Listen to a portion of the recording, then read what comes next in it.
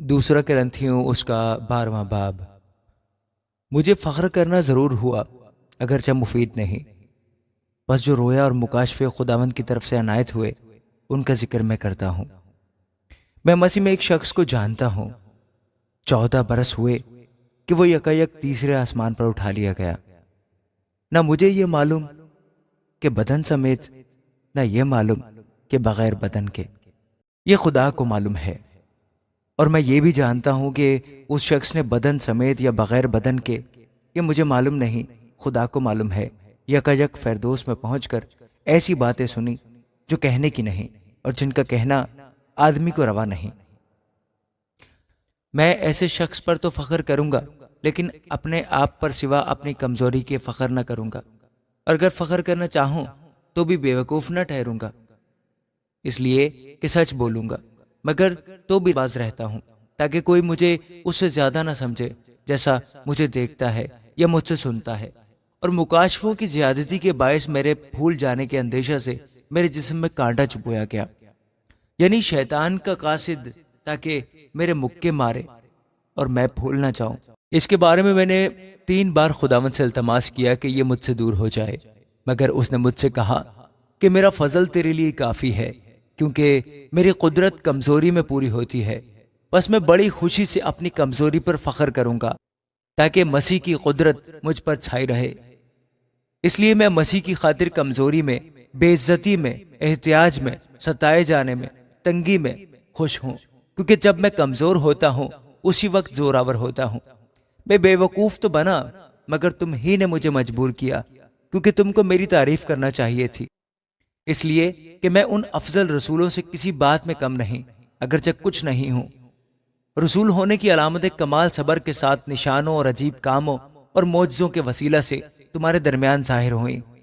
تم کون سی بات میں اور کلیسیاؤں سے کم ٹھہرے، بجز اس کے کہ میں نے تم پر بوجھ نہ ڈالا۔ میری یہ بے انصافی معاف کرو۔ دیکھو، یہ تیسری بار میں تمہارے پاس آنے کے لیے تیار ہوں اور تم پر بوجھ نہ ڈالوں گا، اس لیے کہ میں تمہارے مال کا نہیں بلکہ تمہارا ہی خواہاں ہوں۔ کیونکہ لڑکوں کو ماں باپ کے ذریعے جمع کرنا نہیں چاہیے، بلکہ ماں باپ کو لڑکوں کے لیے، اور میں تمہاری روحوں کے واسطے بہت خوشی سے خرچ کروں گا، بلکہ خود بھی خرچ ہو جاؤں گا۔ اگر میں تم سے زیادہ محبت رکھوں تو کیا تم مجھ سے کم محبت رکھو گے؟ لیکن ممکن ہے کہ میں نے خود تم پر بوجھ نہ ڈالا ہو، مگر مکار جو ہوا اس لیے تم کو فریب دے کر پھنسا لیا ہو۔ بھلا جنہیں میں نے تمہارے پاس بھیجا، کیا ان میں سے کسی کی معرفت دغا کے طور پر تم سے کچھ لے لیا؟ میں نے تیتس کو سمجھا کر اس کے ساتھ اس بھائی کو بھیجا۔ پس کیا تیتس نے تم سے دغا کے طور پر کچھ لیا؟ کیا ہم دونوں کا چال چلن ایک ہی روح کی ہدایت کے مطابق نہ تھا؟ کیا ہم ایک ہی نقش قدم پر نہ چلے؟ تم ابھی تک یہی سمجھتے ہو کہ ہم تمہارے سامنے عذر کر رہے ہیں۔ ہم تو خدا کو حاضر جان کر مسیح میں بولتے ہیں۔ اور اے پیارو، یہ سب کچھ تمہاری ترقی کے لیے ہے، کیونکہ میں ڈرتا ہوں کہیں ایسا نہ ہو کہ میں آ کر جیسا تمہیں چاہتا ہوں ویسا نہ پاؤں، اور مجھے بھی جیسا تم نہیں چاہتے ویسا ہی پاؤ گے۔ تم میں جھگڑا، حسد، غصہ، تفرقے، بدگوئیاں، غیبت، شیخی اور فساد ہوں، اور پھر جب میں آؤں تو میرا خدا مجھے تمہارے سامنے عاجز کرے اور مجھے بہتوں کے لیے افسوس کرنا پڑے، جنہوں نے بیشتر گناہ کیے ہیں اور اس ناپاکی اور حرام کاری اور شہوت پرستی سے جو ان سے سرزد ہوئی توبہ نہیں کی۔ آمین۔